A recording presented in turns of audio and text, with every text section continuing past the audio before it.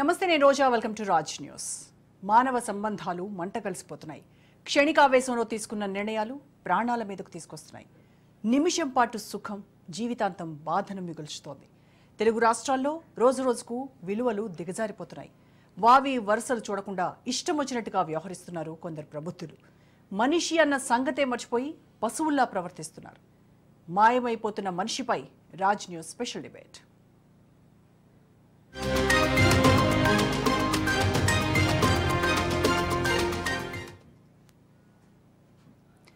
ఒకరితో పెళ్లితంతు, మరొకరితో సహజీవనం. భద్రాద్రి కొత్తగూడెం జిల్లాలో క్రైమ్ కథా చిత్రం ఇది. వివాహేతర సంబంధం 3 కుటుంబాల్లో చిచ్చురేపింది. ఓ యువతి ప్రాణం పోయేలా చేసింది. సహజీవనం చేసి స్వాతి అనే మహిళను చంపేశారు భద్రం అనే వ్యక్తి. ఆమెతో సహజీవనం చేస్తూనే నందిని అనే యువతిని పెళ్లి చేసుకున్నాడు. దీంతో కోపం పెంచుకున్న స్వాతి నందిని మర్డర్కు స్కెచ్ గీసి రత్నకుమార్ అనే వ్యక్తికి లొంగిపోయింది. ఆ సమయంలోనే భద్రం స్వాతిని చంపేశాడు. ఇలా 3 కుటుంబాలు రోడ్డున పడ్డాయి. కొత్తగూడెం ఘటన సభ్య సమాజానికే పెను సవాల్గా మారింది.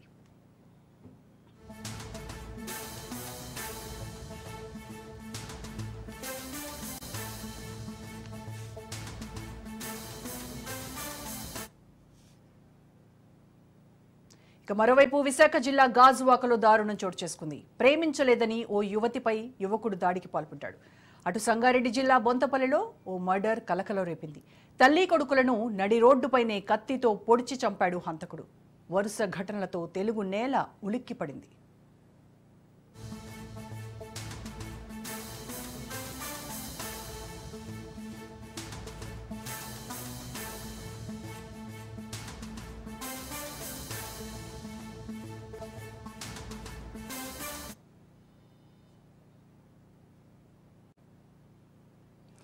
తెలంగాణ, ఆంధ్రప్రదేశ్లో రోజురోజుకు నేరాలు, ఘోరాలు పెరిగిపోతున్నాయి. హత్యలు, దాడులు, అత్యాచారాలు, కిడ్నాప్లు ఏదో ఒక చోట జరుగుతూనే ఉన్నాయి. మహిళలపై దాడులకైతే అడ్డు అదుపే లేదు. ఇక చిన్నారుల పరిస్థితి దారుణం. అభం శుభం తెలియని పసికందుల బతుకుల్ని ఛిద్రం చేస్తున్నారు.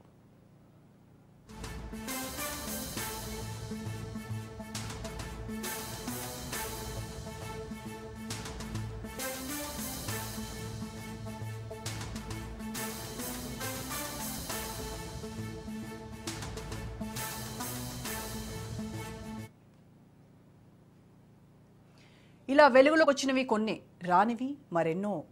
అసూయ, స్వార్థాలతోనే నేరాలు, ఘోరాలు జరుగుతున్నాయి. ఆడబిడ్డలకు రక్షణ కల్పించడంలో పాలకులు విఫలమైనట్టుగా కనబడుతోంది. ప్రభుత్వాల నిర్లక్ష్యంతోనే క్రైమ్ రేట్ పెరుగుతుందన్నది నగ్న సత్యం. ఇదే అంశంపై ఇవాల్టి డిబేట్లో డిస్కస్ చేద్దాము. డిబేట్లో పార్టిసిపేట్ చేస్తున్నారు డాక్టర్ బాలా గారు, విశ్లేషకులు. నమస్తే అండి బాలా గారు. ఎస్ బాలా గారు, ఇప్పటివరకు నేను చెప్పినటువంటి ఇంట్రొడక్షన్ మీరు చూశారు.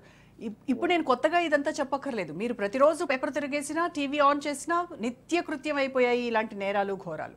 సో ఎందుకు ఈ సమాజంలో ఇవి పేటరేగిపోతున్నాయి?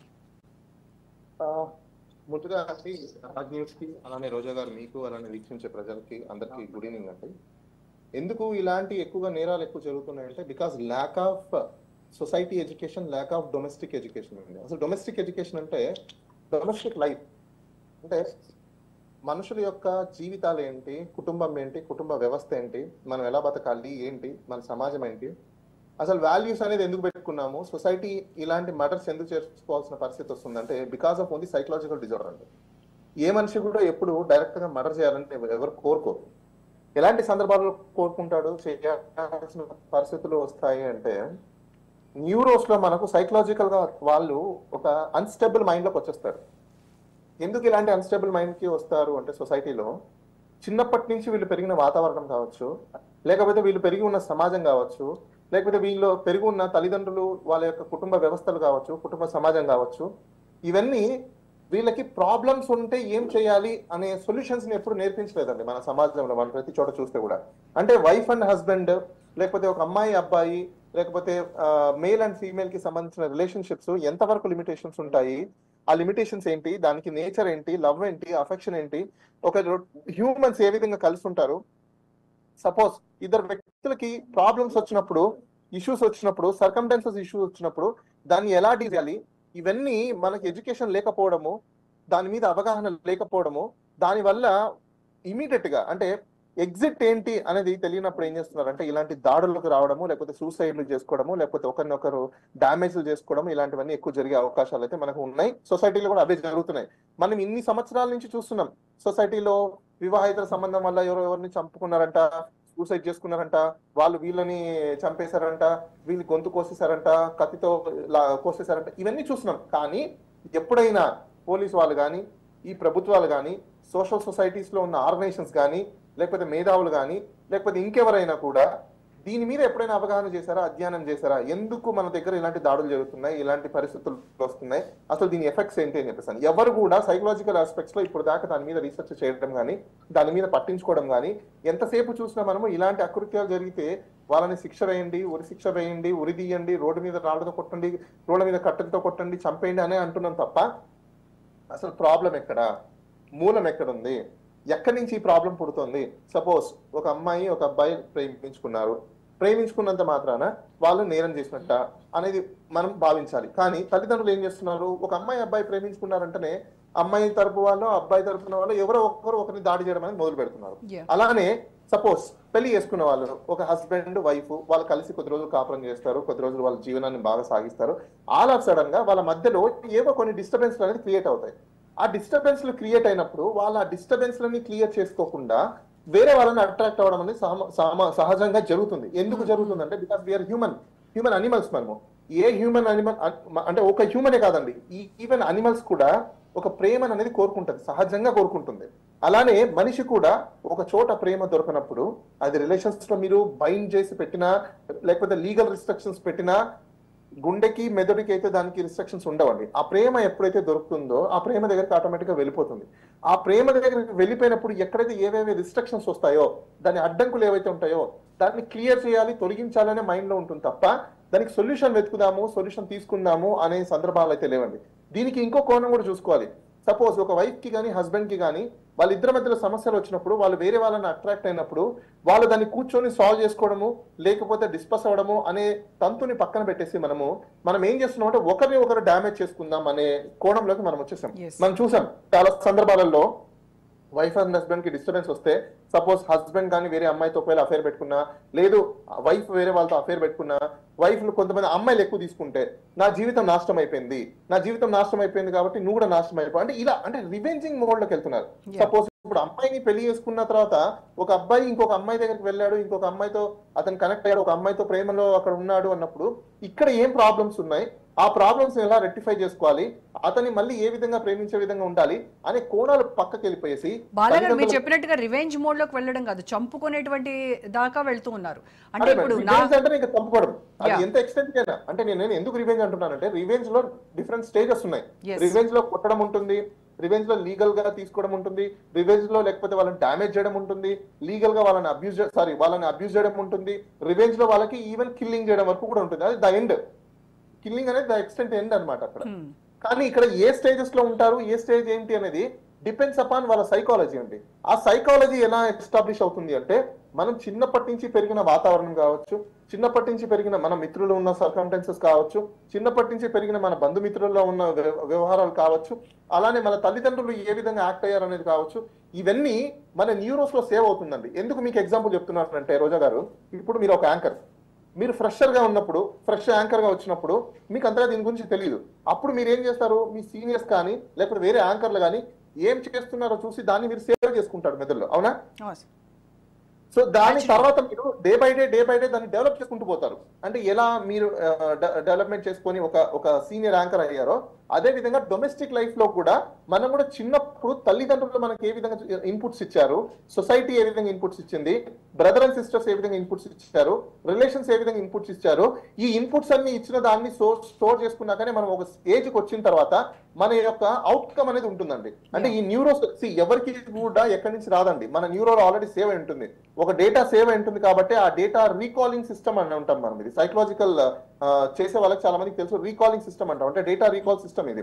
ఆ రీకాల్ జరిగినప్పుడు సపోజ్ ఒక అమ్మాయి ఒక అబ్బాయిని ప్రేమించినప్పుడు నచ్చలేదు అంటే ఇంకొక వ్యక్తికి, ఆ వ్యక్తి నచ్చినప్పుడు ఏం చేయాలి అంటే రీకాల్ సిస్టమ్ లో వాళ్ళకి ఏమొస్తుంది, ఆ రీకాల్ సిస్టమ్ లో వాళ్ళకి కిల్ చేయడం, డామేజ్ చేయడం, అబ్యూజ్ చేయడం, వాళ్ళని వాదించడం, కొట్టడం, చంపేయడం, ఇవి వాళ్ళ మైండ్ లో ఉన్న డేటా. ఆ మైండ్ లో ఉన్న డేటా దాన్ని ఎవరు ఇంక్యుబేట్ చేశారు, ఎవరు ఇన్సర్ట్ చేశారు అంటే ఈ సొసైటీలో ఉన్నదే. ఒకవేళ ఆ డేటా లేకుండా సపోజ్ ఒక అమ్మాయి ఒక అబ్బాయి ప్రేమించుకున్నప్పుడు వాళ్ళని ప్రేమించుకుంటే మనం కూర్చొని కౌన్సిల్ చేయాలి, మాట్లాడాలి, పెళ్లి చేయడానికి మాట్లాడాలి, వాళ్ళని సెటిల్ చేయాలి అనే డేటా మన దగ్గర ఉంటే డెఫినెట్ గా వాళ్ళు అదే చేస్తుండే వాళ్ళండి. చాలా మంది చూస్తారో లేదో మిడిల్ క్లాస్ లోనో లేకపోతే అప్పర్ మిడిల్ క్లాస్ లోనో లేకపోతే ఇంకొంచెం హై క్లాస్ లో ఉన్న అంటే మిడిల్ కి అప్పర్ కి మధ్యలో ఉన్న మిడిల్ క్లాస్ చూస్తుంటే బాలా గారు మనతో నండూరి సుబ్బారావు గారు ఆయన కూడా జాయిన్ అయ్యారు. సుబ్బారావు గారు నమస్కారం అండి. సుబ్బారావు గారు నమస్కారం. ఎస్ సుబ్బారావు గారు, ఇప్పటి వరకు జరుగుతున్నటువంటి ఈ డిబేట్ చూస్తున్నారు కదా, అంటే సమాజంలో ప్రేమించడం అనేది నేరం కాదు, కానీ ఆ ప్రేమ అనేది ఎంతవరకు వెళ్తుందంటే ఒక నాకు దక్కంది ఇంకెవరికి దక్కకూడదు అనేటువంటి ఆ మోడ్లోకి వెళ్ళిపోయి దక్కకుండా అత్యంత పాశవికంగా చంపేయడము, మర్డర్లు చేయడము, ఆ తర్వాత అంటే ఆ కాన్సిక్వెన్సెస్, ఆ రిపర్కేషన్స్ ఎలా ఉంటాయి అనేది కూడా ఆలోచించకుండా అంత క్రైమ్ థింకింగ్ ఎందుకు వస్తుందంటారు? డాక్టర్ బాలా గారు ఇందాక నుంచి చాలా వివరంగా అనేక కోణాల్లో చెప్పారు. సో ఆయన చెప్పింది రిపీట్ చేయకుండా నేను మరికొన్ని వివరాలు యాడ్ చేస్తాను. దీన్ని ప్రైమరీగా ఐడెంటిటీ క్రైసిస్ అనే దీంట్లో కూడా చూడొచ్చండి. అంటే ప్రతి మనిషి పుట్టిన కాడి నుంచి తన చుట్టుపక్కల సమాజం నుంచి ఏదో ఒక రకంగా ఆమోదం పొందాలి, పాజిటివ్ గుర్తింపు పొందాలి అని ట్రై చేస్తారు. సో ఈ గుర్తింపు, నేను మంచివాడిని, నేను సమర్థుణ్ణి అనే ఇది ప్రతి మనిషికి, అది ఆడైనా మగైనా ఒక ఇది ఉంటుంది. సమర్థతకి ఎవరికి వాళ్ళు వేరే కొలత పెట్టుకుంటారు. దురదృష్టవశాత్తు ఏంటంటే మనం మంచి కొలతలు పెట్టుకోకుండా, అంటే మీరు ఏదో ఒక పని చేశారు, మనకి ఉదాహరణకి స్టూడెంట్స్ కి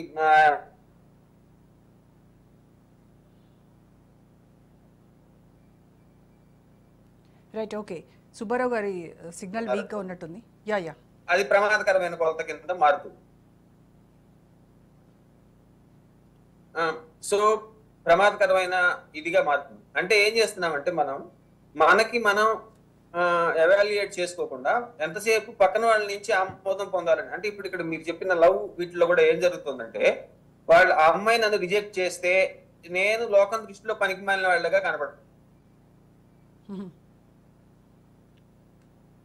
వాళ్ళలాగా కనపడటం అనేది నేను సహించలేక, అందుచేత ఏమవుతుందంటే అవతల వాళ్ళ మీద నువ్వు పనికిమాలిన వాడు అన్నావా అని. యాక్చువల్ ఆమె నేను పెళ్లి చేసుకోను, నీతో ఉండను అన్న వరకే యాక్చువల్ వ్యవహారం. కానీ ఆమె తనని రిజెక్ట్ చేసినంత మాత్రాన తానే పనికిమాలిన వాడు అనుకుని, నువ్వు నన్ను పనికిమాలిన వాడు అన్నావు కనుక నీ మీద ఖర్చు పెంచుకుని నీ సంగతి ఏదో నేను చూస్తాను అనే దీనికి వెళ్ళటం.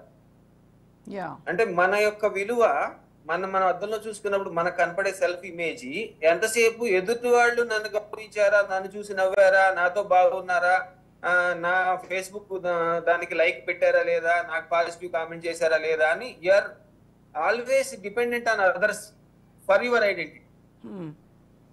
దీన్ని ఇది చేస్తున్నారు స్కూల్స్ లో కూడా. ఎప్పుడైతే మన ఐడెంటిటీ కోసము నాకు నేను కరెక్ట్ గానే ఉన్నానా లేదా అని చెక్ చేసుకోవటం కోసము ఇతరుల మీద డిపెండ్ అవటం మొదలెట్టాము, రకరకాల పరిస్థితులకు దారి తీస్తుంది. ఆయన చాలా వివరంగా చెప్పారు. రకరకాల మెంటల్ ఇన్స్టెబిలిటీస్ కి గురి చేస్తుంది. ఎందుకంటే ఇక్కడ ఇది నేను చెప్తుంది ఆయన చెప్పిన దానికి బేసిక్ అండి. అంటే నీ కోపం ఎందుకు వస్తుంది, నీకు చిరాకు ఎందుకు వస్తుంది, నీ మీద అసంతృప్తి ఎందుకు వస్తుంది, నువ్వు పెట్టుకున్న స్టాండర్డ్ కి నువ్వు మీట్ అవ్వలేకపోతే నీ మీద నీ కోపం వస్తుంది. సో నువ్వు పెట్టుకున్న స్టాండర్డ్ దురదృష్టవశాత్తు అది ఇతరుల మీద ఆధారపడి ఉంటుంది, నీ మీద కాకుండా. అక్కడ సమస్య వస్తుంది. ఆ అమ్మాయి నన్ను చూసి నవ్వకపోతే నేను పనికిమాలిన వాడినేనా, ఆ అమ్మాయి నన్ను యాక్సెప్ట్ చేయకపోతే నేను పనికిమాలిన వాడినేనా? దురదృష్టవశాత్తు ఈ హింసకి దిగుతున్న వాళ్ళందరూ చాలా సందర్భాల్లో అదే అనుకుంటున్నారు. కనుక నేను పనికిమాలిన వాడిని కాదు, పనికొచ్చేవాడిని ప్రూవ్ చేయాలంటే ఏదైనా అమ్మాయి నన్ను యాక్సెప్ట్ చేయాలి, లేదా అమ్మాయి పర్మనెంట్ గా ఈ లోకంలో ఉండకుండా అమ్మాయిని నేను బుద్ధి చెప్పాను, చూసారా నన్ను కాదన్న దానికి నేను ఎంత బుద్ధి చెప్పానో అని నా ఫ్రెండ్ సర్కిల్లోనో ఇతరులకు నేను చెప్పుకునేలాగా ఉండాలి.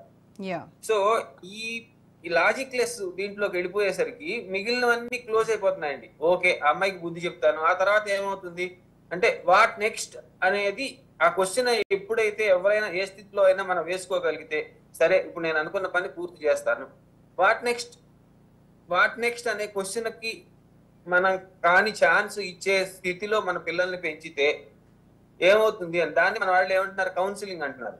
ఆ కౌన్సిలింగ్ లో అందరం సైకాలజిస్టులు చెప్పేదంటేనండి, ఓకే నాయన బాగుంది, కరెక్ట్, నీ యొక్క కోపము న్యాయమైనదే, నీ యొక్క ఆవేశం న్యాయమైనదే, నిజమే, నీకు అన్యాయం జరిగింది, నిన్ను వాళ్ళు ఏదో అవమానించారు, సరే ఇప్పుడు నువ్వు చెప్పినట్టు చేద్దాం, చేసిన తర్వాత ఏమవుతుంది అని. చేసిన తర్వాత ఏమవుతుంది అని అతను ఆలోచించుకునే స్థితిలోకి తీసుకొస్తేనండి చాలా నేరాలు ఘోరాలు జరగవు. దురదృష్టవశాత్తు ఆ చేసిన తర్వాత వాట్ నెక్స్ట్ అనే క్వశ్చన్ వచ్చే లోపల ఈ సోషల్ మీడియాలోనో పక్కన వాళ్ళు రెచ్చగొట్టడమో, లేకపోతే వాళ్ళు ఒంటరి వాళ్ళు అయిపోయి వాళ్ళ ఫీలింగ్స్ ఇతరులతో పంచుకోలేకపోవటము, పంచుకున్నప్పుడు కూడా కొంచెం వాళ్ళని రెచ్చగొట్టే వాళ్ళు కాకుండా నిజమే ఇలా కాదురా నెక్స్ట్ ఏమవుతుంది అని అడిగే వాళ్ళు లేకపోవటము. అంటే మనిషి సోషల్ మీడియా ప్రపంచంలోకి వెళ్తున్న కొద్దీ రోజు రోజుకి ఒంటరి అయిపోతున్నాడు. నిజమైన తన మనసులో ఉన్న ఫీలింగ్స్ ఎవరితో పంచుకోలేకపోతున్నాడు. కనుక అవి ఆ ఉన్న వాటన్ని ఒకేసారి సడన్ గా బాంబు బదులయ్యి ఆ ఉద్రేకాలు, ఆ అసంతృప్తులు అవన్నీ ఆ టైంలో ఎవరైనా ఎదుర్కొన్నా ఉంటే వీళ్ళ దురదృష్టం వాళ్ళ దురదృష్టం, 2 జీవితాలు 2 కుటుంబాల జీవితాలు నాశనం అయిపోతుంది. Actually that is only triggering point అండి. అంతకు ముందు నుంచి వాడికి చాలా అసంతృప్తి ఉందన్నమాట, వాడికి చాలా కోపం ఉంది.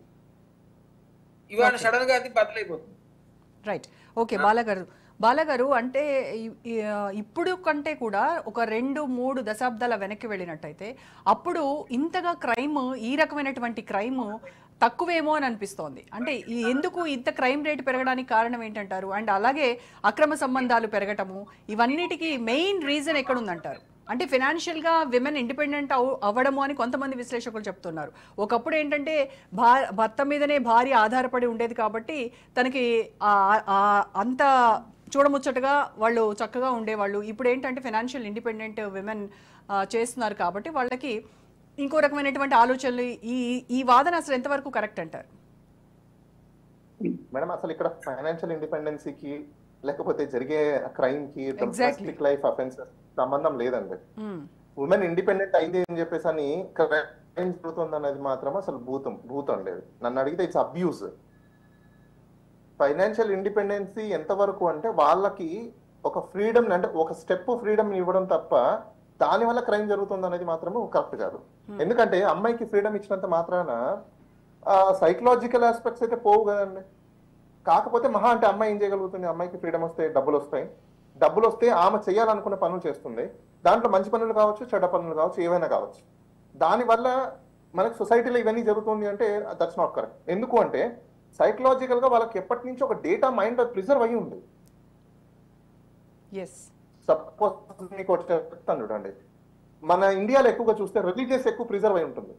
అంటే మతము, కులము, లేకపోతే దాని యొక్క సర్కంటెన్సెస్, మన యొక్క పద్ధతులు, పాటింపులు అని చెప్పేసి మనం అంటుంటాం. జనరల్ గా మీరు అబ్జర్వ్ చేశారో లేదో, కొన్ని మతాలకి కొన్ని యొక్క కట్టుబాట్లు అనేది పెట్టుకుంటారు. అది ఫాలో అయితేనే ఆ మతంలో ఉన్నట్టు, ఆ ఫాలో అయితేనే ఈ మతంలో కొనసాగుతున్నట్టు పిల్లప్పటి నుంచి, అంటే చిన్నప్పటి నుంచి వాళ్ళని ట్రైన్ చేయడం మొదలు పెడతారు. సపోజ్ ఇప్పుడు మీరు ముస్లిమ్స్ లో పుట్టిన అబ్బాయిని, హిందూస్ లో పుట్టిన అబ్బాయిని, క్రిస్టియన్స్ లో పుట్టిన అబ్బాయిని ఎక్స్చేంజ్ చేసి చూడండి. మనము ఒకటి పీకే అనే సినిమా వచ్చింది మన ఎవరిది, అమీర్ ఖాన్ది. ఆ పీకే సినిమాలో అతను మనుషుల్ని రూపాలు మార్చి చూపిస్తాడు. క్రిస్టియన్స్ ని ముస్లిం గా, ముస్లిం ని క్రిస్టియన్ ని హిందూని ముస్లిం గా చూపించినప్పుడు వాళ్ళ యొక్క వేషధారణ బట్టి మనం ఇక్కడ ఐడెంటిఫై చేస్తున్నాం, ఇతను ముస్లిము, ఇతను క్రిస్టియను, ఇతను హిందూ అని చెప్పేసి అని. వాస్తవంగా పుట్టిన తర్వాత ఎవరికి తెలీదు ఇతను ముస్లిమా, క్రిస్టియనా, హిందూనా అని చెప్పేసి అని. We don't know. బట్ అతనికి ఎలా తెలిసి వచ్చింది? ఒక 30 years వచ్చిన తర్వాత. ఎగ్జాంపుల్, ఇప్పుడు మన నందూరి గారు ఉన్నారు, నేనున్నాను, లేకపోతే మీరున్నారు.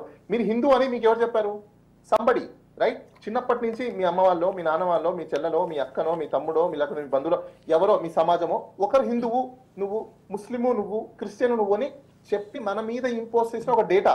అంటే మన మైండ్ లో అది రిజర్వ్ అయి ఉంది అనమాట, ఒక సేవ్ అయి ఉంది.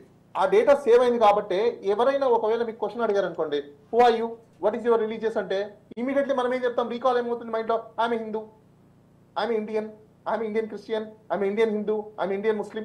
సో ఇదంతా డేటా ఏంటంటే ఆల్రెడీ మన మైండ్స్ లో మనం సేవ్ చేసి పెట్టి మన పిల్లల్ని మనం అలా ట్రైన్ చేసాం. అంటే మా తల్లిదండ్రులు, వాళ్ళ తల్లిదండ్రులు, ఆ పూర్వీకుల నుంచి. అందుకోసమే చూడండి ఎప్పుడు కూడా కొన్ని మనకు ప్రోబ్స్ ఉంటాయి. ఎలాంటి ప్రోబ్స్ అంటే పెద్దవారి మాట చద్దిమూట, రకరకాలు ఇలాంటివి ఎందుకు చెప్తుంటారంటే వాళ్ళ యొక్క ఐడెంటిటీని, అంటే పెద్దవాళ్ళ యొక్క మోనోపోలీని కంటిన్యూ కొనసాగించడం కోసము పిల్లల మీద వీళ్ళు చూపించే పెత్తనం. అంతేగాని నిజంగా వాళ్ళు పిల్లల్ని ఏదో మంచి దారిలో పెడుతున్నారనో లేకపోతే చెడ్డ దారిలో పెడుతున్నారని కాదండి. వాళ్ళ నాన్నగారు అలా చేశారు, ఈయన అలా చేయాలి, అలా చేస్తేనే తండ్రి అని అనిపించుకుంటాడు అనేది ఆయన దగ్గర ఉన్న డేటా. ఆ డేటా ఎప్పుడు పోతుంది? ఈయనకు విచక్షణ ఉన్నప్పుడు, ఈయన సమాజం గురించి తెలుసుకున్నప్పుడు, ఈయన మనుషుల గురించి తెలుసుకున్నప్పుడు, జీవాల గురించి తెలుసుకున్నప్పుడు, సొసైటీ గురించి తెలుసుకున్నప్పుడు, అప్పుడు ఈయన పిల్లల్ని ఎలా పెంచాలి ఏంటి అనేది జరుగుతుంది. ఆ పిల్లలు నెక్స్ట్ జనరేషన్ కి దాన్ని క్యారీ ఫార్వర్డ్ చేస్తారు. అంటే రెడ్యూస్ అనేది మీకు ఎప్పుడైనా ఒక జనరేషన్ టు జనరేషన్ గ్యాప్ అనేది ఉంటుందండి. అది కంప్లీట్ గా ఎరాడికేట్ అవ్వాలంటే చాలా కష్టం. మన ఇండియాలో ఇప్పుడు ఇంకా ఎక్కువ పెరిగిపోయింది. ఇంకో విషయం చెప్తున్నానండి నేను, రాజనీతి ద్వారా ప్రజలందరూ తెలుసుకోవాలి. ఇంకొక 70 సంవత్సరాలు మన భారతదేశం డెవలప్ అయ్యే అవకాశాలు అయితే లేవండి. ఎందుకంటే ఇప్పుడు ఏదైతే మనం రిలీజియస్ యొక్క ఫైటింగ్ అనేది ఇప్పుడు మొదలు పెట్టేసామో, ఇది ఆల్మోస్ట్ మనకు 4 generations కి ఇంక్యుబేట్ అయిపోయిందండి. ఈ 4 generations కి ఎందుకు ఇంక్యుబేట్ అయిపోయిందంటే 10 years పిల్లల మైండ్ లో ఉంది, 20 years పిల్లల మైండ్ లో ఉంది, 30 years పిల్లల మైండ్ ఉంది, 40 years పిల్లల మైండ్ లో ఉంది. ఈ 4 stages లో ఉన్న మైండ్ లో డేటాని డిలీట్ చేయాలంటే మినిమం మీకు కనీసం ఎట్లా లేదంటే కూడా ఒక జనరేషన్ మారాలంటే 25 years పడుతుంది. అంటే 25 into 4 వేసుకుంటే ఇంకొక 75 సంవత్సరాలు 100 సంవత్సరాలు పడే అవకాశాలు కూడా ఉన్నాయి. ఎందుకంటే ఆ డేటా మొత్తం డిలీట్ అవ్వదు. మీరు గమనించారో లేదో, ఒక గుడికి వెళ్ళినా, ఒక మసీదుకి వెళ్ళినా, ఒక చర్చికి వెళ్ళినా వాళ్ళు కొన్ని కట్టుబాటుల్లో ఆ కట్టుబాటుల్నే కొనసాగిస్తేనే మనం అది పర్ఫెక్ట్ గా చేసామని చెప్తున్నారు. అంటే ఒక డేటా, ఆ డేటా నిజంగా నేచర్ లో ఉన్న డేటాను కానీ హ్యూమన్ లో ఉన్న డేటాని కానీ మనం వేయట్లేదు, మానవులు వేయట్లేదు. అందుకే ఏ కమ్యూనిటీలో అయినా, ఏ రిలీజియస్ లో అయినా, ఏ పుస్తకంలో అయినా మానవుడి యొక్క విలువ చాలా ఇంపార్టెంట్ అని చెప్పి రాశారు పెద్దలు. కానీ మనం ఎక్కడ పాటిస్తున్నాం? పాటించట్లేదు. ఎప్పుడైతే మానవ విలువలు, మనిషి యొక్క విలువలు తగ్గిపోతాయో వాళ్ళకి రిలేషన్షిప్ లో కూడా వాల్యూస్ అనేది తగ్గిపోతాయండి. ఆ వాల్యూస్ ఎప్పుడైతే తగ్గిపోతాయో మీకు ఆటోమేటిక్ గా ఒక అమ్మాయి ఒక అబ్బాయి ప్రేమించుకున్నప్పుడు, ఒక అమ్మాయి సపోజ్ ఓకే చెప్పలేదు అనుకోండి, అప్పుడు ఇమీడియట్లీ ఆ అబ్బాయికి తెలిసిన డేటా ఏంటి? ఆ అమ్మాయిని కిల్ చేయడం, లేకపోతే అమ్మాయిని అబ్యూజ్ చేయడం, లేకపోతే అమ్మాయిని సతాయించడం, లేకపోతే అమ్మాయిని కొట్టడం, ఇలాంటివన్నీ తెలుసు. కానీ ఆ అబ్బాయికి అదే ఒకవేళ అమ్మాయి ప్రేమించకపోతే ఎందుకు ప్రేమించట్లేదు, ఏ కారణాల చేత ప్రేమించట్లేదు, ఆ అమ్మాయి ప్రేమించాలంటే నేనేం చెయ్యాలి, ఇలాంటి డేటా ఉందనుకోండి, డెఫినెట్ గా అబ్బాయి ఏం చేస్తాడు? ఆ అమ్మాయికి ఎలా నచ్చుతుందో, ఆ అమ్మాయి ప్రేమించాలంటే ఏం చేయాలో ఆ పని చేసేవాడు. కానీ ఇక్కడ మన సమాజం ఏం నేర్పిస్తోంది? ప్రేమ అంటే ఒక బూతుని నేర్పిస్తోంది. ప్రేమించుకున్న వాళ్ళంటే ఒక దుర్మార్గులుగా చిత్రీకరిస్తుంది. ప్రేమించి పెళ్లి చేసుకున్నారంటే వాళ్ళని బహిష్కరణ చేస్తున్నారు. ఇలాంటివన్నీ చేయడం వల్ల ఏమైపోతుందంటే మీకు అయ్యో ప్రేమ అంటే ఒక బూతు అనే దగ్గరకు వచ్చేస్తుంది. అదే మీరు ఒకసారి అబ్జర్వ్ చేస్తే మీకు ఒక చిన్న డిస్టింగ్విష్ చెప్తానండి. ఒక చిన్న సర్కమ్టెన్సెస్ జరిగింది. ఇప్పుడు ఒక అమ్మాయి అబ్బాయి ప్రేమించి పెళ్లి చేసుకున్నారు అనుకోండి, వాళ్ళు ఏం చేస్తారు? ప్రేమించి పెళ్లి చేసుకొని వాళ్ళు కాపురం చేసి పిల్లల్ని కంటారు. సపోజ్ వాళ్ళకై వాళ్ళు చూసుకున్నారు, వాళ్ళకై వాళ్ళు చేసుకున్నారు. తల్లిదండ్రులు ఏం చేస్తారు? వాళ్ళు కూడా ఒక ఇంటి సంబంధాన్ని తీసుకొచ్చి అమ్మాయిని అబ్బాయిని కూర్చోబెట్టి చూపించి వాళ్ళు కూడా పెళ్లి చేస్తారు, కాపురం చేస్తారు, పిల్లలు పుడతారు. ఇందులో ఏం డిఫరెన్స్ ఉంది? ఒకటి వీళ్ళు సెలెక్ట్ చేసుకున్నారు పిల్లలు, ఇక్కడ తల్లిదండ్రులు సెలెక్ట్ చేశారు. కానీ తల్లిదండ్రులు సెలెక్ట్ చేసిన దాంట్లో తప్పు ఉండదు, పిల్లలు చేసుకున్న దాంట్లో తప్పు ఉంటుంది. ఎలా తప్పు ఉంటుంది అనేది వాళ్ళు రీజనింగ్స్ చెప్పరు, అది మనకు తెలియదు. కాబట్టి ఈ సమాజంలో ఇలాంటి $1 million పేరెంట్స్ చాలా రీజన్స్ చెప్తారు కదండి. మేము చూసింది చేసుకోవాలంటే మేము 7 తరాల వరకు చూస్తాము. అదే అంటే యాక్చువల్ గా ఏం కాదండి, there is a communication gap అండి. యా సుబ్బారావు గారు, కమ్యూనికేషన్ గ్యాప్ ఉంటుంది. సార్ ఒక్క సెకండ్ సార్, 1 minute సార్. ఇప్పుడు 7 తరాలు అంటే మేడం వాస్తవంగా 7 తరాలు చూపించుకునేంత ఫ్యామిలీ ట్రీ ఈ సమాజంలో నాకు తెలిసి 1980s నుంచే లేదండి. 1980s నుంచి లేనప్పుడు ఏ విధంగా 7 తరాలు వీళ్ళు చూస్తారు? ఈవెన్ నేను వింటున్నాను 1980s నుంచి 1970s నుంచి కూడా 7 తరాలు, అసలు 7 తరాలు ఎక్కడ ఉన్నాయండి? ఈ రోజు నేను మా నాన్న పేరు చెప్పగలుగుతాను కానీ మా తాతయ్య ఎక్కడ ఉన్నారు ఏంటో నాకు తెలియదు. సో అదే విధంగా మా నాన్నకే తెలియదు వాళ్ళ తాతయ్య ఎక్కడ ఉన్నారు అని చెప్పేసి. సో 7 తరాలు ఎక్కడి నుంచి ఫైండ్ అవుట్ చేస్తాం మనం? ఈ 7 తరాలు అనేది ఓన్లీ ఎప్పట్లోనే ఉండేదండి. అంటే కమ్యూనికేషన్ సిస్టమ్ తక్కువ ఉన్నప్పుడు ఆ కుటుంబాలు అక్కడ నివసించేటప్పుడు సో వాళ్ళ తరం ఇది, వాళ్ళ జాతి ఇది, వాళ్ళ మతం ఇది అని చెప్పేసి కొనసాగించేవాళ్ళు. కానీ ఈ సమాజంలో ఇంత ఎవాల్యుయేట్ అయిన తర్వాత 7 తరాలని ఫైండ్ అవుట్ చేయడం అనేది హాస్యాస్పదం అండి. ఓకే సుబ్బారావు గారు, అంటే ఇప్పుడు మన టాపిక్ స్త్రీలకి స్వేచ్ఛ పెరగటం వల్ల ఈ వివాహేతర సంబంధాలు పెరుగుతున్నాయా, వాటి వల్ల నేరాలు పెరుగుతున్నాయా అనే దగ్గర నుంచి లవ్ మ్యారేజ్ మంచిదా కాదా, లవ్ మ్యారేజ్ వెనకాల తల్లిదండ్రుల ఆక్రోశం మంచిదా కాదా అనే దానిలోకి మళ్ళీపోతుంది. దాని గురించి అయితే చాలా విస్తారంగా వేరే రకంగా మాట్లాడొచ్చు మనం. సో మీరు ఇందాక అడిగారు చూసారా, స్త్రీలకు స్వేచ్ఛ పెరగటం వల్ల, ముఖ్యంగా ఆర్థిక స్వేచ్ఛ పెరగటం వల్ల వస్తుందా అనేది 2 విషయాలు నేను పూర్తిగా ఖండిస్తానండి. ఒకటి ఏంటంటే ఇప్పుడు ఏదో విపరీతంగా నేరాలు పెరిగిపోయినాయి, ఇంతకుముందు లేవు, పర్టికులర్ గా వివాహేతర సంబంధాలు పెరిగిపోయినాయి లేవు అనేది.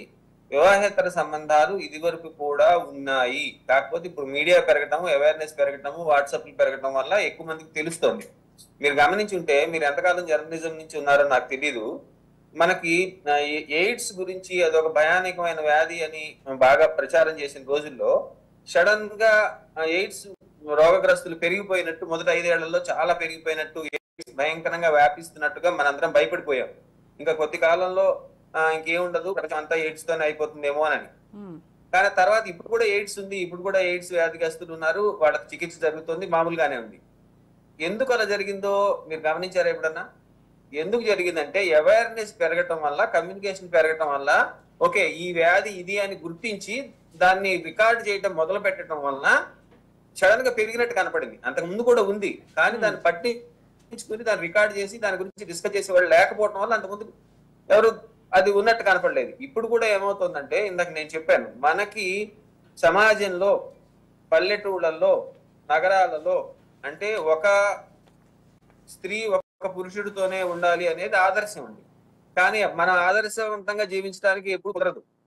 ప్రతి మనిషికి రకరకాల అట్రాక్షన్స్ ఉంటాయి, తాత్కాలికం కానీ ఇంకోటి కానీ. కనుక వివాహేతర సంబంధాలు ఎప్పటి నుంచో ఉన్నాయి. కాకపోతే వివాహేతర సంబంధం పెట్టుకున్నారనే ఏకైక కారణంతో మర్డర్లు చేయటము అనేది లేదు. ఎందుకు లేదు అంటే అది వన్ ఆఫ్ ద ఏమంటారు చాపల్యము అని. చూడండి మనకి సామెత ఉంది, భ్రమకైన పుట్టు రెమ్మ తెగులు అని ఉంది. చాలా సామెతలు ఉన్నాయి పెద్ద సామెతల్లో. అందుకని వివాహేతర సంబంధాలు, స్త్రీ పురుష ఆకర్షణ ఎప్పటి నుంచి ఉందండి, మనకి చాలా యుగాల నుంచి ఉంది, చాలా సందర్భాల్లో ఉంది.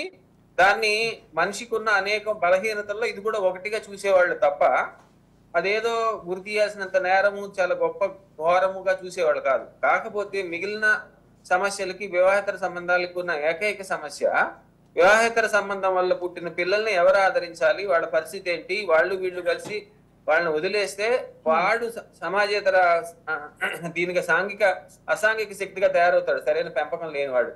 కనుక వివాహేతర సంబంధాలను ఎప్పుడు ప్రోత్సహించలేదు సమాజం.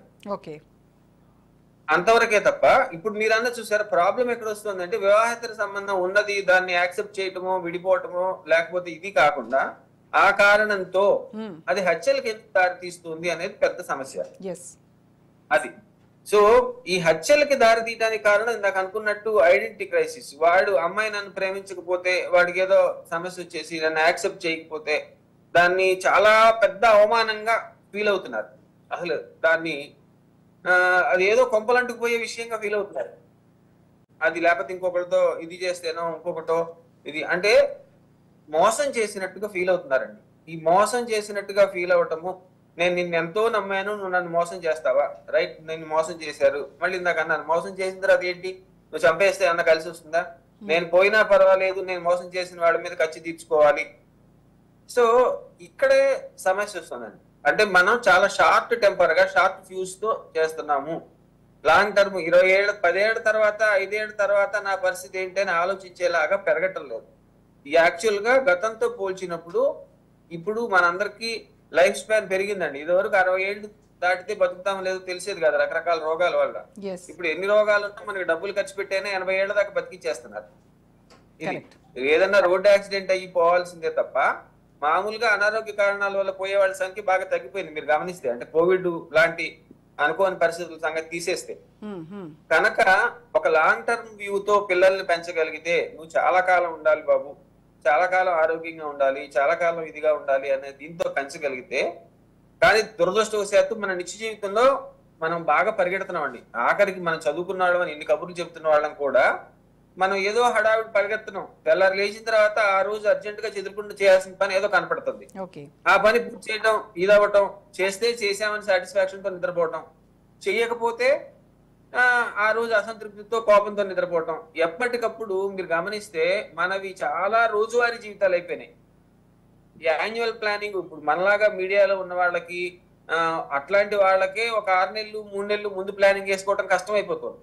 ప్రొఫెషనల్ గా ప్లానింగ్ అవసరమైన వాళ్ళకి. అసలు సామాన్యులకి డైలీ లైఫ్ లో లాంగ్ టర్మ్ ప్లానింగ్ ఉండట్లేదండి. ఏ రోజుకి ఆ రోజు పరిగెత్తడమే. దాంతో మనస్సు అలసిపోతుంది శరీరంతో పాటు. ఆ అలసిపోయిన మనసుతో సరైన బ్యాక్గ్రౌండ్ లేకపోవడం వల్ల చాలా పిచ్చి పిచ్చి నిర్ణయాలు తీసుకుంటున్నారు. రైట్, ఓకే, మళ్ళీ మాట్లాడతారు మీతో.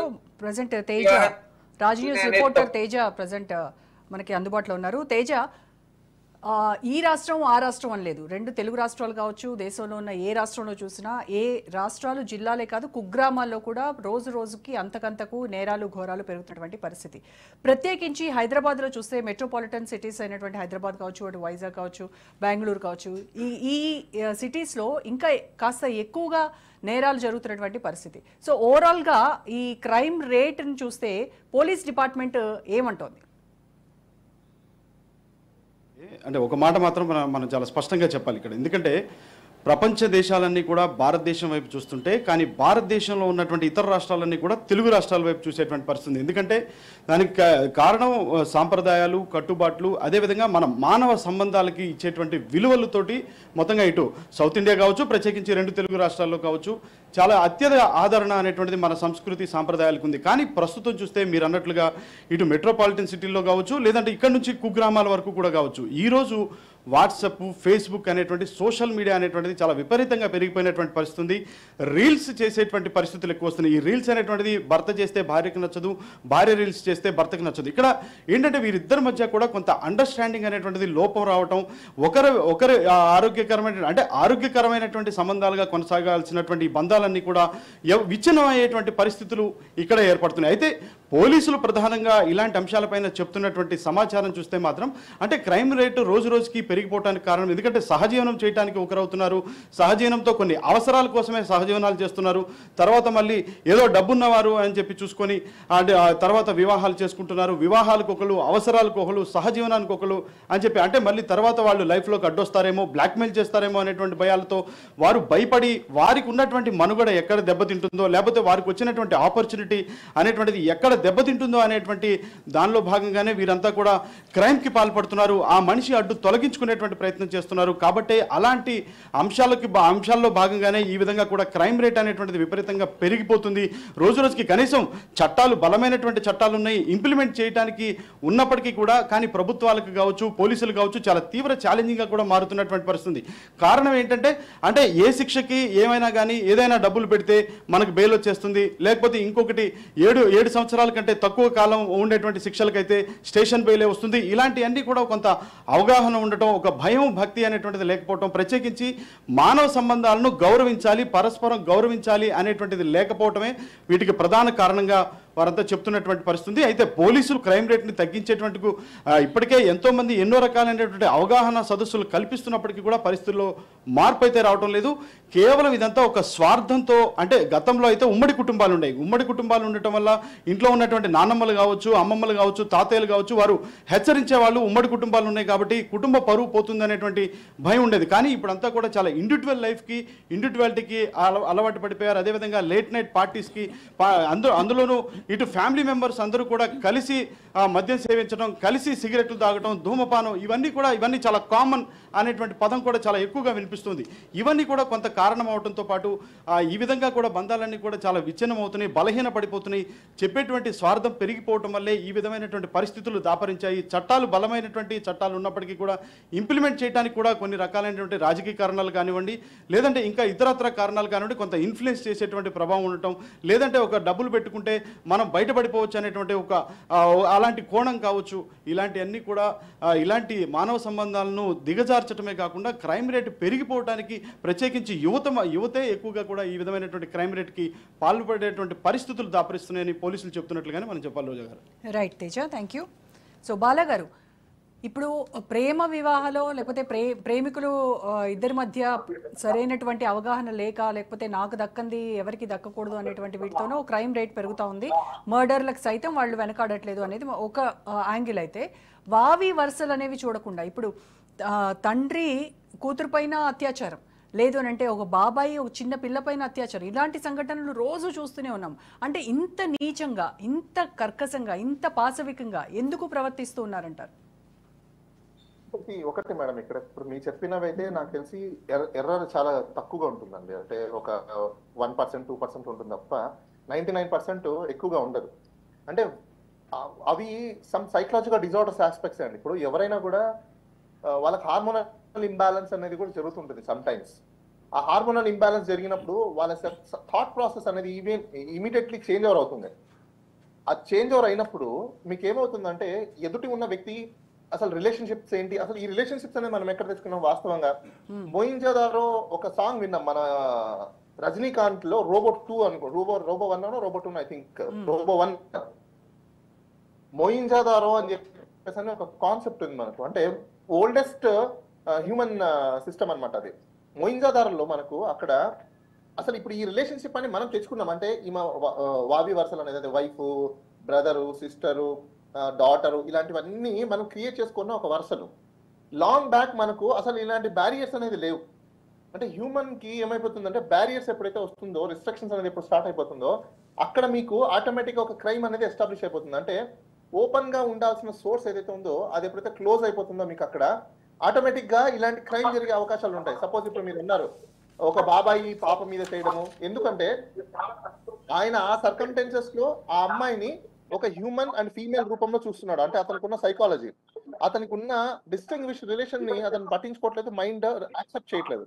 ఆ సైకలాజికల్ డిజార్డర్ ఎందుకు వచ్చింది అనేది మనం ఎగ్జామినేషన్ చేస్తే ఇలాంటి ప్రాబ్లమ్స్ నుంచి సొల్యూషన్ తీసుకురావచ్చే అవకాశాలు అయితే ఎక్కువగా ఉంటాయండి. మీకు ఇంకోటి చెప్తాను, చాలా మంది ఏమంటారంటే రేప్ జరిగిపోయింది అంటారు కదా. రేపు ఎప్పుడైనా కూడా నోన్ పర్సనాలిటీస్ దగ్గర జరుగుతుందండి, అన్నోన్ పర్సనాలిటీస్ దగ్గర రేప్ జరగడం అనేది చాలా తక్కువ పర్సెంటేజ్ ఉంటుంది. ఎందుకంటే ఒక రేప్ చేయాలి అంటే చాలా కష్టం, ఒక అమ్మాయి మీద దాడి చేయాలంటే చాలా కష్టం. దానికి సిరీస్ ఆఫ్ ఈవెంట్స్ లో వాళ్ళు అబ్జర్వ్ చేసి ఉండాలి, మానిటర్ చేసి ఉండాలి, ఫాలో చేసి ఉండాలి, వాళ్ళ యొక్క మూవ్మెంట్స్ అన్ని తెలిసి ఉండాలి. ఇవన్నీ కూడా ఉంటేనే ఒక్కసారి అటాక్ చేయగలుగుతాం. ఇమీడియట్ గా అటాక్ చేసే దాంట్లో చాలా తక్కువగా ఉంటాయి. అదే విధంగా ఇప్పుడు ఈ డిస్టింగ్విష్లు అనేది ఎందుకు పోతున్నాయంటే బికాస్ వాళ్ళకున్న ఎడ్యుకేషన్ సిస్టమ్, అంటే డొమెస్టిక్ లైఫ్ లో, ఫ్యామిలీ లైఫ్ లో ఉన్న ఎడ్యుకేషన్ సిస్టమ్ పర్ఫెక్ట్ గా లేకపోవడం వల్లనే ఇలాంటి దాడులు ఎక్కువ జరిగే అవకాశాలు అయితే ఆడవాళ్ళ మీద ఉంటాయండి. రైట్ బాలగారు, మనతో మాట్లాడడానికి రాజ్ న్యూస్ రిపోర్టర్ నవీన్ ప్రస్తుతం భద్రాద్రి కొత్తగూడెం నుంచి మనకి అందుబాటులోకి వచ్చారు. నవీన్, ఈరోజు భద్రాద్రి కొత్తగూడెం జిల్లాలో జరిగినటువంటి ఓ క్రైమ్ చాలా చర్చనీయాంశమైంది. ఆ వివాహేతర సంబంధం, అసలు కారణం ఏంటి, ఆ 3 కుటుంబాల్లో జరిగినటువంటి నష్టం ఏంటి, ఏం జరిగింది అసలు? రైట్ మేడం, ఏదైతే ఒక అక్రమ సంబంధం 3 కుటుంబాల్లో కూడా ఛిద్రం చేసిన పరిస్థితి అయితే భద్రాద్రి కొత్తగూడెం జిల్లాలో అంటే వెలుగు చూసినట్లుగా కూడా చూడొచ్చు. అయితే వివరాల ప్రకారం చూసుకుంటే ఏదైతే భూపాలపల్లికి చెందినటువంటి స్వాతి అనే మహిళకి గతంలో అంటే మనుగురికి చెందినటువంటి వ్యక్తితో అయితే వివాహం జరిగింది. అయితే ఆయన అనారోగ్య కారణంతో చనిపోవడంతో తను బతుకు తెరువు కోసం అయితే కొత్తగూడెం ప్రైవేట్ పాఠశాలలో పనిచేసినట్టుగా కూడా మనకు తెలుస్తుంది. అయితే అక్కడే ఈ యొక్క సంఘటనకు సంబంధించినటువంటి ముఖ్యంగా భూజం పడింది అక్కడే అని కూడా చెప్పొచ్చు. ఎందుకంటే అక్కడే వారిద్దరికి, ఏదైతే భద్రం అనే వ్యక్తికి మన స్వాతికి ఇద్దరికి కూడా పరిచయం ఏర్పడంతో వారి యొక్క ఈ పరిచయం కాస్త వీరిద్దరి మధ్యలో కూడా ఒక సంబంధానికి కారణమైనట్లుగా కూడా చూడవచ్చు. అయితే వీరు గత కొంతకాలంగా ఇద్దరు కూడా సహజీవనం చేస్తున్నారు. అయితే ఈమెతో సహజీవనం చేసుకుంటూనే నందిని అనే అమ్మాయిని భద్రం అయితే పెళ్లి చేసుకున్నట్టుగా కూడా చూడవచ్చు. వీరు ముగ్గురు కూడా ఒకటే ఇంట్లో మాచినపేటలో గత కొంతకాలంగా సహజీవనం చేస్తున్న పరిస్థితి కూడా ఉంది. అయితే ఈ స్వాతి యొక్క స్కూల్ నుంచి బంద్ చేసిన తర్వాత కొత్తగూడెంలో ఒక షాపింగ్ మాల్ లో అయితే జాయిన్ అయినట్లుగా కూడా తెలుస్తుంది. అక్కడే రత్నకుమార్ అనే వ్యక్తితోటి కూడా పరిచయం ఏర్పడి రత్నకుమార్ తోటి కూడా ఒక వివాహేతర సంబంధం ఏర్పడి వారిద్దరి మధ్యలో కూడా ఏర్పడినట్లుగా కూడా మనకు సమాచారం అందుతుంది. అయితే ఈ రత్నకుమార్ తోటి ఎవరైతే ఇప్పుడు నిందితుడు ఉన్నారో భద్రం భార్యను అయితే ఈమె అడ్డు తొలగించుకునే ప్రయత్నం చేసినట్టుగా కూడా మనకు తెలుస్తుంది. ఈమె చెప్పడంతో ఆ రత్నకుమార్ వారి ఇంటిపై దాడి చేసి నందిని అయితే అంటే ఆమెపై దాడికి యత్నించినట్లుగా కూడా మనం చూడొచ్చు. అయితే దీంతో ఆమె భయపడినటువంటి నందిని తల్లిగారింటికి వెళ్ళి అక్కడే ఆమె గత కొంతకాలంగా ఉంటున్నట్లుగా కూడా చూడొచ్చు. అయితే దీంతో ఇటు భద్రం మరియు స్వాతి వీరు కూడా ఒకటే ఇంట్లో గత కొన్నేళ్లుగా కూడా వీరు సహజీవనం చేస్తున్నారు. అయితే ఇక్కడ ఏదైతే మన ఏదైతే ఇప్పుడు షాపింగ్ మాల్ లో పరిచయం అయినటువంటి రత్నకుమార్ మరియు ఆమె భార్య పార్వతి ఇద్దరు అదే షాపింగ్ మాల్ లో పనిచేస్తూ ఉంటారు.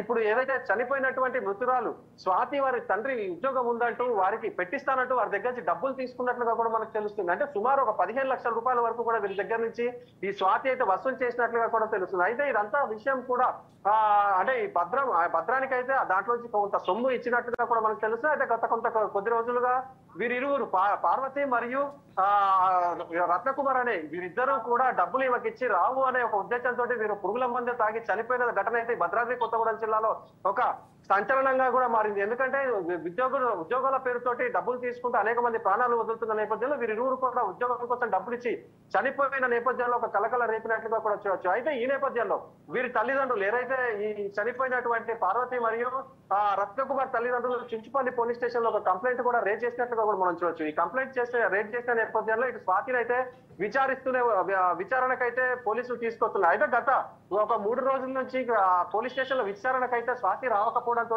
పోలీసులు భద్రాన్ని అయితే ప్రశ్నించినట్లుగా కూడా మనకు తెలుస్తుంది. అయితే స్వాతి ఇంట్లో నుంచి గొడవ పెట్టి అంటే తప్పిపోయిందంటూ భద్రం అయితే పోలీసులకు వెల్లడించిన పరిస్థితి ఉంది. అయితే పోలీసులకు అనుమానం వచ్చినటువంటి పోలీసులు భద్రంని విచారించగా ఈ యొక్క విషయం అయితే వెల్లడైనట్లుగా మనకు తెలుస్తుంది. అయితే మనకు తెలుసా ఆయన చెప్పిన దాని ప్రకారం 9వ తారీఖు వీరిద్దరి మధ్యలో కూడా డబ్బు లావాదేవీల పరంగా వీరికి గొడవ అయినట్లుగా మనకు తెలుస్తుంది. ఆ విషయంలో ఈ స్వాతిని హతమార్చారని ఆయన తల్లితోటి సహాయంతో ఆయన సొంత పొలం పత్తి పొలంలోని మనం పూడ్చిపెట్టినట్లుగా కూడా నిందితుడు చెప్పిన పరిస్థితి కూడా ఉంది. అయితే పోలీసులు ఈ యొక్క అంటే నిందితుడు ఇచ్చిన వాంగ్మూల ప్రకారం ఆ పత్తి తోటకెళ్ళి అక్కడ అంటే వెతకగా అక్కడ మృతదేహం అయితే బహిర్గతమైనట్లుగా కూడా చూడొచ్చు. అయితే దీని అంతటిని కూడా బట్టి చూస్తే ఏదైతే ఒక అక్రమ సంబంధం ద్వారానే ఇదంతా కూడా జరిగింది. ఇటు స్వాతి కుటుంబం కావచ్చు, లేకపోతే ఇప్పుడు భద్రంకు ఒక బాబు కూడా ఉన్నట్టుంది, వాళ్ళ కుటుంబం కూడా చెల్లచెదరైనట్లుగా కూడా చూడొచ్చు. ముఖ్యంగా మనం చూసుకుంటే ఏదైతే ఉద్యోగాల పేరుతోటి డబ్బులు ఇచ్చినటువంటి ఇటు పార్వతి మరియు రత్నకుమార్ వారి కుటుంబం కూడా అంటే వారి ప్రాణాలు వదిలిన పరిస్థితి కూడా ఉంది. ఈ మొత్తంగా చూసుకుంటే ఈ యొక్క వీటన్నిటికీ కూడా కారణాలు ఒక అక్రమ సంబంధాలు కూడా చూడొచ్చు. మొదటిగా భద్రాద్రి జిల్లాలో చూసుకుంటే ఏజెన్సీ జిల్లా ముఖ్యంగా అంటే అనేకమైనటువంటి ఏజెన్సీ గ్రామాలు ఉండటంతో ఈ ఏజెన్సీ గ్రామాలలో ఈ యొక్క అక్రమ సంబంధాలు కావచ్చు, ఈ యొక్క మానవ అంటే రోజు రోజుకి బయటపడుతున్న పరిస్థితి కూడా ఉంటే దీనిపై ఇటు సామాజికవేత్తలు కావచ్చు, పోలీసులు కావచ్చు ఎన్ని కౌన్సిలింగ్లు ఇస్తున్నా కూడా ఈ పద్ధతి అయితే మారట్లేదని కూడా చెప్పొచ్చు. Right Naveen, thanks for updates. So Subbarao గారు, చట్టాలు చాలా పటిష్టంగా ఉన్నాయి. ఆ చట్టాలు ఇంకా కొత్త చట్టాలు కూడా వస్తూ ఉన్నాయి. ఇప్పుడు జరిగేటువంటి నేరాలకు ఈ శిక్షలు సరిపోవు అని చెప్పి ఇంకాస్త పటిష్టమైనటువంటి ఇంకాస్త బలంగా ఉండేటువంటి చట్టాలు కానీ శిక్షలు కానీ అమలు అయ్యేటువంటి పరిస్థితి నేటి సమాజంలో ఉంది. అయినప్పటికీ కూడాను ఈ క్రైమ్ రేట్ అనేది తగ్గట్లేదు. రీజన్ ఏంటంటారు? అదే మీరు చర్చ మొదటి నుంచి చెప్తున్నట్టు మానవ సంబంధాలు అంటే కుటుంబంలో కానీ నాకు బాలా గారు కూడా ఒక వాల్యుబుల్ పాయింట్ చెప్పారు. అంటే కౌన్సిలింగ్ కి మనం ప్రాధాన్యత ఇవ్వట్లేదు. అంటే నేరం ఏదో జరిగిపోయిన తర్వాత దాన్ని శిక్షించుదామని చూస్తున్నాం తప్ప నేర నిరోధానికి మనకి ఈ విషయం జరుగుతున్నప్పుడు చాలాసార్లు చెప్తున్నాం. తల్లిదండ్రులు మగపిల్లల తల్లిదండ్రులు కానీ ఆడపిల్లల తల్లిదండ్రులు కానీ వివాహ జీవితానికి వైవాహిక జీవితానికి ఇతరులతో కలిసి శరీరాన్ని జీవితాన్ని పంచుకునేందుకు తమ పిల్లల్ని ఎంతవరకు ప్రిపేర్ చేస్తున్నారు, దానిలో ఉన్నటువంటి మానసిక శారీరక ఆర్థిక సామాజిక 4 కోణాలు, ఈ 4 కోణాలని మనం అంటే సోషల్ గా మీ స్టేటస్ మారుతుందండి పెళ్ళైన తర్వాత, ఆర్థికంగా మీ పరిస్థితులు మారుతాయి, అట్లాగే శారీరకంగా మీ అలవాట్లు అవన్నీ చాలా అడ్జస్ట్ చేసుకుని మార్చుకోవాల్సి వస్తుంది, మానసికంగా కూడా మీ రెస్పాన్సిబిలిటీస్ అవి మారుతాయి. ఈ 4 రకాల రెస్పాన్సిబిలిటీస్ కి మనం పిల్లల్ని సిద్ధం చేయాలి. ఆ సిద్ధం చేయటము అనేది తల్లిదండ్రులకి సాధ్యం కావట్లేదు, చేత కావట్లేదు. ఆ మాట చెప్పాలంటే క్లియర్ గా చెప్పాలంటే అంటే తల్లిదండ్రులు దానికి ప్రిపేర్డ్ గా లేరు. It is clearly bad parenting. దురదృష్టం మనకి, ఎందుకంటే తల్లిదండ్రులు కానీ మనం చెప్పుకుంటున్న కానీ మన సమాజంలో మానసిక అనారోగ్యం అంటే పిచ్చి అనే ఉద్దేశం. డాక్టర్ దగ్గరికి వెళ్తే మన టెన్షన్ ఇవాళ మనకున్న ఆందోళనలకు అన్నిటికీ మనం రెగ్యులర్ గా మానసిక వైద్యుడిని కౌన్సిలర్ ని సంప్రదించాల్సిన పరిస్థితులు చాలా ఉన్నాయండి మనకి. పూర్వం ఇందాక తేజ కూడా చెప్పారు ఏమని, ఉమ్మడి కుటుంబాలు ఉండేవి కనుక. ఉమ్మడి కుటుంబాలు ఉంటే ఏమొస్తుందండి, ఉమ్మడి కుటుంబాలు వస్తే ఏమొస్తుందంటే మన మాట, మన గోడు, మన దుఃఖాన్ని, మన ఆవేదనని, మన ఆందోళనని పంచుకునేందుకు ఎవరో ఒక మనిషి దొరుకుతారు, ఒకళ్ళు కాకపోతే ఒకళ్ళు.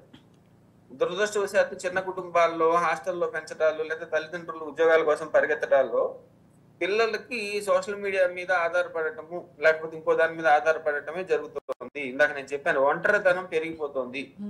ఈ ఒంటరితనాన్ని తగ్గించాలి, దానికోసం రకరకాల పిచ్చి ప్రయత్నాలు చేస్తున్నారు. ఈ ఒంటరితనాన్ని పోయి నన్ను ప్రేమించే వ్యక్తి ఒకళ్ళు కావాలి, నా మనసులో ఉన్న దాన్ని పంచుకునేందుకు ఒకళ్ళు కావాలి. సో నా మనసులో ఉన్న దాన్ని పంచుకునేందుకు ఒకళ్ళు కావాలి అంటే వయసులో ఉండగా చాలా ఈజీ థింగ్ ఏం కనపడుతుందంటే ఒకళ్ళ శరీరం ఒకళ్ళకి అట్రాక్టివ్ గా కనపడుతుంది కనుక శరీరం పంచుకుంటే మనసు పంచుకున్నట్టే అనుకుంటున్నారు ముందు. కానీ శరీరం పంచుకోవడం వేరు, మనసు పంచుకోవడం వేరు. శరీరం పంచుకున్నంత తేలిక కాదు మనసు పంచుకోవడం, ఎదుటి అర్థం చేసుకోవడం అనే పాయింట్ అర్థమయ్యేసరికి కొంపలు మునిగిపోతున్నాయి. అప్పుడు మళ్ళీ ఐడెంటిటీ క్రైసిస్ వస్తుంది. అప్పుడు వదులుకోవాలో తెలియదు, మళ్ళీ కొత్త చేయాలో తెలియదు. ఇక్కడ దీనికి 2 మార్గాలు ఉన్నాయండి. మళ్ళీ సాంప్రదాయం వెనక్కి వెళ్ళిపోవటం వగేరాలని కాదు, ఆల్రెడీ జరుగుతుంది సమాజంలో, మనం గుర్తించట్లేదు. దురదృష్టవశాత్తు నెగిటివ్ ని గుర్తించినట్టుగా పాజిటివ్ ని గుర్తించము. ఎవరైనా ఎవరితోనైనా కలిసి ఉండటము విడిపోవటము చాలా కామన్, దాని గురించి పట్టించుకోక్కర్లేదు అనేవాళ్ళు చాలా మంది ఉంటున్నారు. అంటే ఉదాహరణకి మన చుట్టుపక్కల సమాజంలో చూస్తే 30-40 ఏళ్ల వయసులో రకరకాల వివాహ సంబంధాలతో, లైంగిక సంబంధాలతో రకరకాల విధాలుగా ఎక్స్పెరిమెంట్ చేస్తున్న వాళ్ళు ఇదివరకు మీద ఇప్పుడు పెరిగారండి. 100కి 30-40 మంది రకరకాల ఎక్స్పెరిమెంట్లు చేస్తున్నారు. ఇదివరకు 3-4 ఉండేవాళ్ళు. 30-40 మంది రకరకాల ఎక్స్పెరిమెంట్స్ చేస్తుంటే ఇలాగా హత్యలు, నేరాలు వగైరాల దగ్గరికి వెళ్ళే వాళ్ళు 2-3 ఒకళ్ళో ఉంటున్నారు. అంటే కానీ లార్జ్ పాపులేషన్ లో ఇప్పుడు హైదరాబాద్ ఉందండి. హైదరాబాద్ లాంటి మహానగరంలో 1,20,00,000 మంది జనాభా ఉన్నారు. 1,20,00,000 మంది జనాభాలో ఆ కుటుంబాల్లో చూసుకుంటే వివాహేతర సంబంధాలు, పెళ్లి కాకుండా రకరకాల శారీరక సంబంధాలు పెట్టుకునే వాళ్ళు బోళ్ళంత మంది ఉంటారు, లక్షల్లో ఉంటారు. కానీ దాన్ని నేరం దాకా తీసుకెళ్లే వాళ్ళు ఎంతమంది ఉంటున్నారు? సంవత్సరానికి ఎన్ని నేరాలు జరుగుతున్నాయి? మనం గత సంవత్సరానికి ఈ సంవత్సరానికి పోల్చుతున్నాము, ఇవన్నీ కరెక్టే, నేను నేరాలని ఇది చేయట్లేదు అనట్లేదు. కానీ అది కాకుండా కూడా ఉంటుంది. మన నెగిటివ్ ఫోకస్ మానేసి, దురదృష్టం ఏంటంటే నేను నెగిటివ్ ఫోకస్ మానేయమంటే నేరాల గురించి చర్చించద్దు అంటలేదండి. ఎందుకంటే ఒక నేరం జరిగింది అంటే ఆ నేరం వల్ల 4-5 కుటుంబాలు చాలా ఎక్కువ నష్టపోతాయి, వాళ్ళ జీవితాలు వెనక్కి వెళ్తాయి, కొన్ని చాలా జీవితాలు పోతాయి. కనుక నేను నేరాన్ని అనేదాన్ని పట్టించుకోకూడదు, దాన్ని ఫోకస్ చేయకూడదు అని చెప్పట్లేదు. మళ్ళీ డోంట్ టేక్ ఇట్ నెగిటివ్. కానీ మనం దానికి తగిన పాజిటివ్ ఎన్విరాన్మెంట్ కూడా క్రియేట్ చేయాలి. ఏమి కొంపలు మునగలేదు, ఏం అవ్వలేదు, నేను ఎవరైనా రిజెక్ట్ చేస్తే, నీకు ఏదైనా అయితే ఏం అవ్వలేదు, నీ జీవితం చాలా పెద్దది, జీవితం చాలా పెద్ద జీవితంతో పోల్చినప్పుడు ఇప్పుడు నువ్వు చేసిన తప్పు కానీ నువ్వు చేసిన ఇవి కానీ చాలా చిన్నవి, నీ జీవితం చాలా పెద్దది, దానికి ప్రిపేర్ అవ్వు అనే దీంట్లో మన పిల్లల్ని పెంచాలి. ఒకళ్ళు మనం రిజెక్ట్ చేసినంత మాత్రాన, ఒకళ్ళతో మనం మోసపోయినంత మాత్రాన, మోసగించినంత మాత్రాన ఇది. సో ఇంకోటండి, నువ్వు ఇంకొకరిని తాత్కాలికంగా మోసగించగలవు, ఇంకొకరిని చేయగలవు, నువ్వే మోసగించే స్థితిలో ఉండి నువ్వు తెలుగుగలాడు అయితే, కానీ అది కూడా తాత్కాలికమే. దానివల్ల పొందే ఆనందము, లాభం కూడా తాత్కాలికమే. మనకు చాలా సందర్భాల్లో తెలుస్తుంది. మీరు చూస్తే సుబ్బారావు గారు, ఇందాక మీరు ఒక మంచి మాట చెప్పారు, ఏదైనా కూడా ఇంటి నుంచే మొదలవుతుంది. అటు మంచి విలువలు నేర్పడం కానీ లేదంటే చెడు కానీ ఇంటి నుంచే మొదలవ్వాలి. మనము ఇందాక ప్రేమ పెళ్లిళ్ళ విషయంలో కూడా నేను అదే చెప్పదలుచుకున్నానండి. నేను పలానా అబ్బాయిని ఇష్టపడుతున్నాను అని, ఇప్పుడు ఇందాక ఆయన అన్నారు అత్యాచారం అనేది ఒక రోజులో జరగదు, ఎప్పటి నుంచో మాటు వేసి చేస్తే గానీ జరిగే విషయం కాదు అని. ప్రేమ కూడా ఒక రోజులో జరగదు కదండి. మనకేదో చెప్పినట్టు నువ్వు సంవత్సరాల తరబడి వాళ్ళని ప్రేమించి అప్పటిదాకా తల్లిదండ్రులకి చెప్పలేదు అంటే, తల్లిదండ్రుల వైపున పిల్లలు వాళ్ళ మనసుని వీళ్ళతో పంచుకోలేకుండా ఉన్నారు, అంత అవకాశం ఇవ్వట్లేదు అని తల్లిదండ్రుల వైపున తప్పు. కానీ పిల్లల వైపున కూడా అనేక పనికిమాలిన విషయాలన్నీ ఇంటి దగ్గర చర్చించేవాళ్ళు. నేను పలానా వ్యక్తిని ఇష్టపడుతున్నాను, అతను నాకు ఈ మంచి లక్షణాలు నచ్చినాయి, నచ్చలేదు అని పెళ్లి చేసుకోవడం అనేది చాలా పెద్ద స్టెప్ అండి.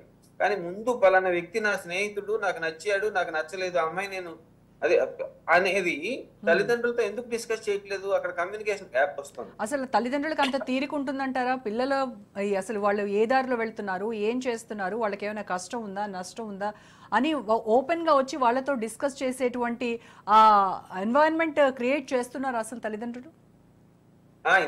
అదేనండి, నేను మీతో ఇందాక చెప్పింది కూడా అదే. తల్లిదండ్రులు, నేను మీకు ఏమన్నా, bad parenting is the first cause. తల్లిదండ్రులు అంటే తీరిక ఉంటుందండి, కానీ తీరికని సద్వినియోగం చేయటం లేదు. రెండింటికి తేడా ఉంది. అసలు పిల్లల్ని తల్లిదండ్రులు పట్టించుకోవటం లేదా మీరు చెప్పండి? ఖచ్చితంగా ఇది కన్నా ఇప్పుడు ఎక్కువ పట్టించుకుంటున్నారు పిల్లలు. మీరు గమనించండి, పిల్లల కోరికలు తీర్చడం కన్నా పట్టించుకోవటం వేరు, కానీ ఆ పట్టించుకోవటం సరిగ్గా సక్రమంగా పట్టించుకోవటం వేరు. ఏం జరుగుతుందంటే చాలా కామన్ మిస్టేక్ అండి. నేను ఏదో వాళ్ళకి కావాల్సినవి కొనివ్వడంతోనే ఆగిపోతుంది పట్టించుకోవడం అనేది.